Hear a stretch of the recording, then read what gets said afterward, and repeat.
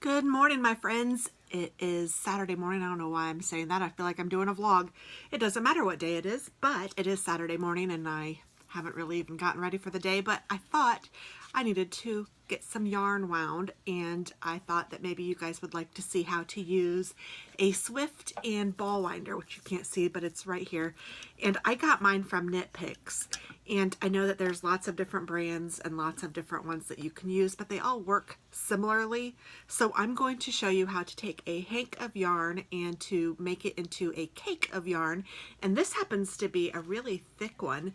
This is Superwash Merino in bulky in the color Lavender Heather from Craftsy. So the hanks are fairly easy. You can just take off the little band of these paper ones, and then you just open the hank up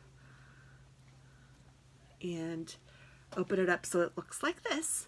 And then I'm going to slide it over my umbrella part of my Swift. And then this one has like an umbrella opening at the bottom, which I'm struggling with right now, just to get my fingers in there.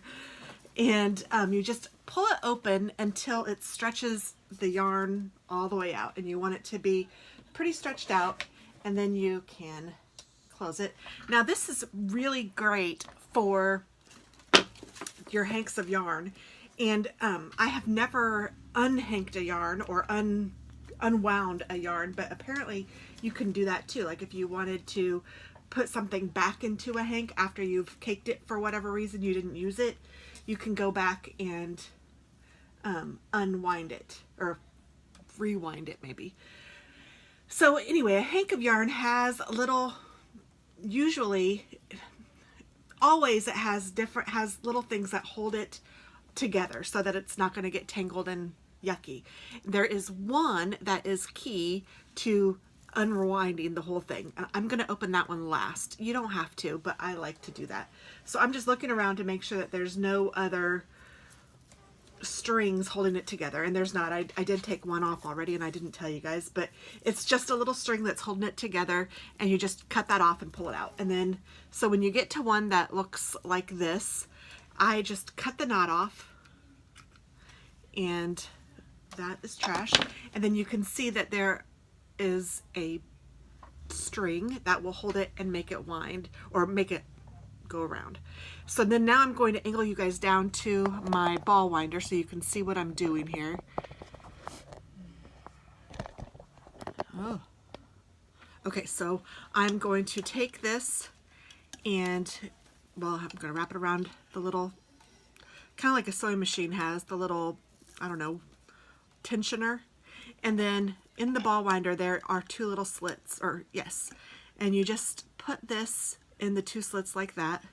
And then I see how it will like pop out if you're not kind of careful. So what I like to do is move it around to the other side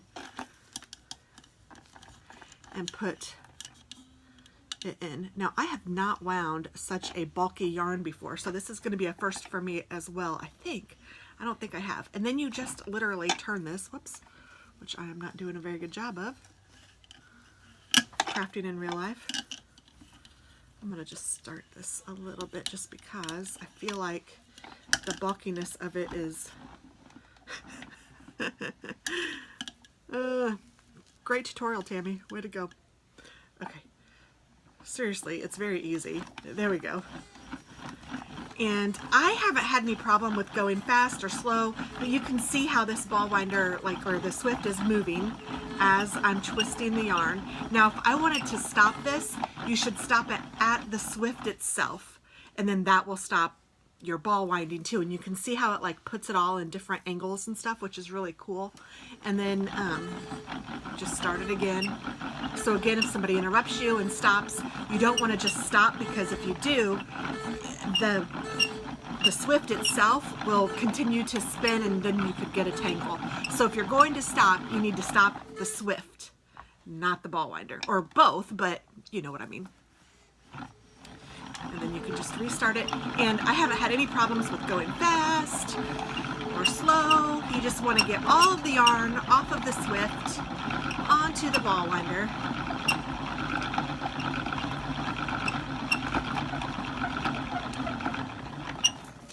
And I think what I'll do for the very last is I will try to angle this a little bit so you can see maybe a little more of both. And it's almost to the end, so you can see it's ended now. I just watched it go, and then there's this. So now what I'm going to do is I'm going to close this up, and this just hooks onto my desk, but you can put it wherever you want. Obviously, there's some that will stay the way that, you know, it'll like, it's like a standalone. And what I like to do is take a few rounds off, and then I hold this part and I pull this out, because I like to use my cakes from the center. I like to have a center pull. So I just take this off of the winder, and I'm going to take the winder off so you guys can see a little better. So now my cake will pull from the center, but then I take this extra yarn that I just pulled off the ball. I'm going to tuck that part in too. And I'm just going to wind this around the ball just to kind of help keep its shape, and also so that this part doesn't get hooked up with the top and make it crazy and mess it up. And then I just take this and put this in like that. And there we go. We have a cake of yarn ready for your project. So there you go. That's just how to use your Swift and ball winder. Bye guys.